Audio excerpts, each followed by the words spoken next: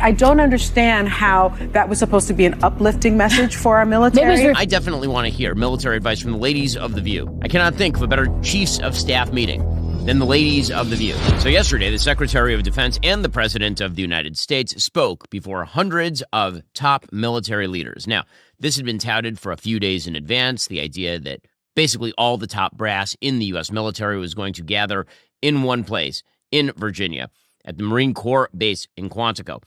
And there's a lot of speculation as to what this meeting was going to be about. Was it going to be a sort of announcement of forward-facing in Ukraine or with regard to China? Was it going to be about Venezuela? Well, actually, as it turns out, it was going to be a speech from Pete Hegseth, the Secretary of War, and the President of the United States about sort of recalibrating our military approach, particularly internally. So Pete Hegseth has spoken about this a lot over the past few years. If you go back and you watch an episode of the Sunday special that I did with Pete Hegseth about a year ago, he had a new book out in which he was talking about wokeness in the military, lowered standards in the military, the fact that more militaries around the world were not fearing us as much because we had implemented all of these left-wing ideologies within the military. This has been a big bugaboo of Pete's for legitimately years. Well, now he has the opportunity to change all that because, of course, he sits atop the Department of Defense. The event, according to the Washington Post, was organized by Hegseth's team at the Pentagon. And again, it did summon generals and admirals from command posts throughout the world to Virginia. Washington General Dan Kane, Trump's hand-selected chairman of the Joint Chiefs of Staff, told attendees in his opening comments the event was an unprecedented opportunity and honor for assembled senior officers and their top enlisted advisors to hear directly from the military's civilian leadership. So we begin with Secretary Hegseth's remarks. Hegseth was going again after wokeness in the military, and he railed against what he called fat dudes and men in dresses. So, again, this is... Optically, I understand the left being very, very upset about it, but it happens to be something that the American people agree with, and so do the people who enlist in our military. I understand that editors around the nation are very, very upset about what Pete Hegseth did yesterday. They're very angry because they believe that the military should be a place for social engineering as opposed to a place for war fighters. Well, Secretary Hegseth was a grunt. He's a person who served in the trenches. He was on the front lines. And what that means is that he is significantly more in touch with the feelings of people who actually serve in the military than certainly the people in the journalistic world, and truthfully, than many of the sort of political generals who have spent the last 40 years rising in the ranks. And that means that him recalibrating along those lines is actually not a bad thing at all. Here was Secretary Hegseth yesterday. Frankly, it's tiring to look out at combat formations, or really any formation, and see fat troops. Likewise, it's completely unacceptable to see fat generals and admirals in the halls of the Pentagon and leading commands around the country and the world. It's a bad look. It is bad, and it's not who we are. So whether you're an airborne ranger or a chairborne ranger, a brand new private or a four-star general, you need to meet the height and weight standards and pass your PT test. So this apparently was very upsetting to folks, and we'll get to the left-wing reaction in a minute. He also went after, as we say, what he called dudes in dresses, which was a specific reference to the fact that under the Biden administration, there were legitimately videos of troops doing drag as an attempt to drive people to the military. I can't think of anything that would drive the types of young men who want to join the military away from the military more than men in drag. Honestly, like that does not seem like a recruiting center for the U.S. military, and you can see it in the numbers. The Biden administration was having a very, very difficult time fulfilling its recruiting quotas. Pete Hegseth, from literally the minute he was announced as Secretary of Defense, started to get those numbers up. So Hegseth apparently said, quote, "No more identity months, DEI offices, dudes in dresses. No more climate change worship. No more division, distraction, gender delusion." Okay, that's, I mean, it's on point. Here he was saying just that. This administration has done a great deal from day one to remove the social justice, politically correct, and toxic ideological garbage that had infected our department, to rip out the politics.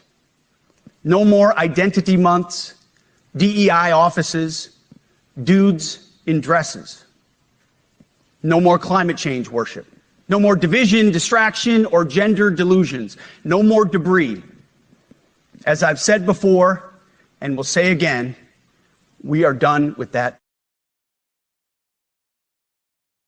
And again, people are apparently angry at this. And there's a fair bit of gaslighting going on here. So the way that this works is that the left takes institutions and they skew those institutions. And then when somebody who is not of the left takes over the institution and says, we're going to unskew it, the left says, how dare you politicize? How dare you do this? And they do this with so many institutions in American life. So take higher education. They will take higher education, which used to be a domain designed to actually create better American citizens, people who are in touch with their civilization. It took an institution that was supposed to be at least titularly nonpartisan and turned it highly partisan and of the left. And then people get in power who are not of the left, and they say, let's shift it back. Let's shift it back towards center. And the left says, how dare you touch our hallowed institutions? How dare you attempt to change the underlying politics of that institution? The same thing in the military. There was an attempt by the left to hijack the military and use it for a wide variety of social engineering causes, ranging from climate change to DEI to gender identity. And now when the right takes over and says, hey, we're not going to do any of that stuff. We're actually going to go back to status quo ante, where the military was about winning wars. How dare you? How dare you politicize? How dare you intervene? How dare you get involved in the politics? Hey, understand that is an exercise in gaslighting. The left is perfectly willing to gut these institutions and wear their faces around like a mask from Silence of the Lambs. But the minute that the right says, let's restore those institutions to what they were before, the left then claims politicization. It's nonsense. We'll get to more on this in a moment. First, you know that creepy feeling you get sometimes like you're being watched while you're browsing online? Well, here's the thing. You actually are. Every time you hop on that internet, your service provider can see literally everything you do. And get this. In the United States, they can legally sell your entire browsing history. Yeah, even that incognito browsing is not all that private. Who would have thunk? Well, that's why I started using ExpressVPN. It's a brilliant app that encrypts everything I do online and routes it through secure servers. Since I started using it, my internet provider can't see any of my browsing history. And that means they've got nothing to sell because they don't have anything on me.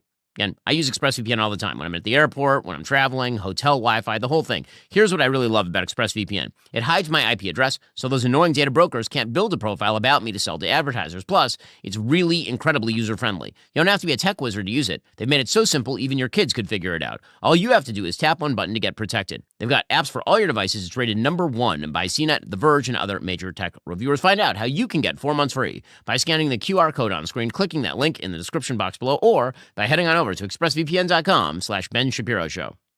Hegseth specifically went after General Mark Milley. You remember Milley was the person who suggested that he had to examine his own white privilege, among many other wonderful lines from the former general. Here was Hegseth saying, we need more like Patton and fewer like Mark Milley. The new compass heading is clear. Out with the Shirellis, the McKenzies, and the Millies, and in with the Stockdales, the Schwarzkopfs, and the Pattons. More leadership changes will be made, of that I'm certain. Not because we want to, but because we must. Once again, this is life and death. The sooner we have the right people, the sooner we can advance the right policies. Personnel is policy. Okay, so, again, he's not wrong about any of this. Now, it happens to be true when he says that he doesn't want fat generals or fat admirals walking around. We've had some overweight generals before who were pretty good generals. I mean, Norman Schwarzkopf, who was name-checked there by Hegseth, was pretty famously a little bit on the tipping the scales side of the weight spectrum. With that said, the general idea here is, again, not wrong. And Hegseth says, listen, we're not going to use softened standards.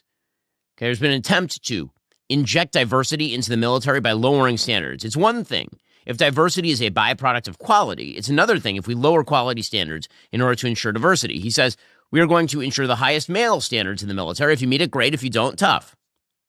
Today, at my direction, each service will ensure that every requirement for every combat MOS, for every designated combat arms position, returns to the highest male standard only. Because this job is life or death. Standards must be met. And not just met, at every level, we should seek to exceed the standard, to push the envelope, to compete. It's common sense. And core to who we are and what we do, it should be in our DNA. Now, again, all of this does seem pretty commonsensical, and as Hegseth says, high standards shouldn't be controversial. They shouldn't be toxic. High standards should be the standard. Upholding and demanding high standards is not toxic. Enforcing high standards, not toxic leadership. leading warfighters toward the goals of high, gender-neutral, and uncompromising standards in order to forge a cohesive, formidable, and lethal Department of War is not toxic. It is our duty, consistent with our constitutional oath. Now, again, not wrong about that. And Hegseth makes the point that none of this should be political. Really, I mean, what's more political? Saying that we ought to appoint generals by race and gender, or that we should not appoint generals by race and gender? Obviously, the second is significantly less political than the first. The media, of course, treat that as the reverse. Here's Hegseth saying, listen, we need strong apolitical leadership in the military. If I've learned one core lesson in my 8 months in this job, it's that personnel is policy. Personnel is policy. The best way to take care of troops is to give them good leaders committed to the warfighting culture of the department. Not perfect leaders, good leaders.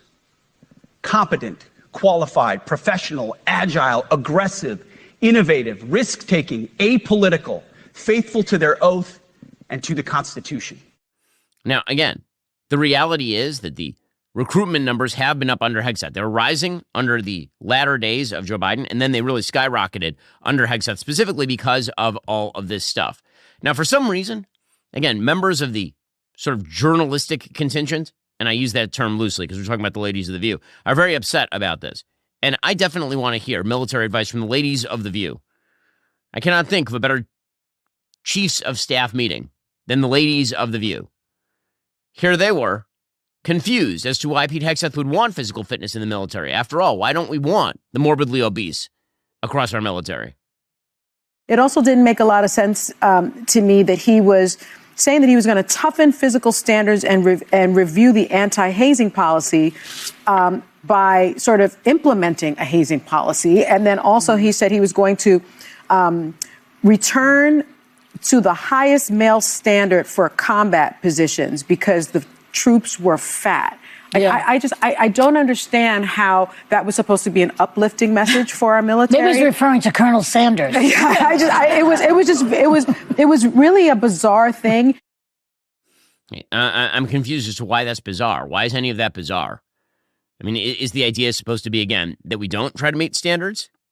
Is the idea that the military is supposed to just be a place that makes the ladies of The View feel comfortable? The military is designed to go break things and do bad things in the night that need to be done to keep all of us safe so the ladies of The View can sit there and caterwaul about the latest Mel Gibson movie. Right? That is what the U.S. military is designed to do.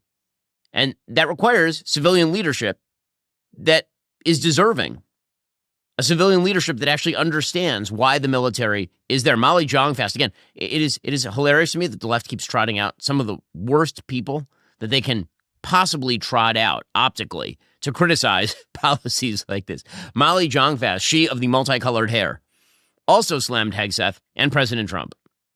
I think we're going to see pushback to this. I think a lot about the Vietnam War, which was sort of a moment in an end of discrimination. You know, there was the Army really focused on making an anti-discrimination, and they ended up really helping the Army in a lot of different ways because people were it was just a much more egalitarian force, and it ended up being really great for the military. I mean, woke doesn't come from recent, it comes from experience in the military. So I do think this is kind of bizarre. And if you think about Winston Churchill, the idea that people have to be thin in order to run the military seems kind of wild.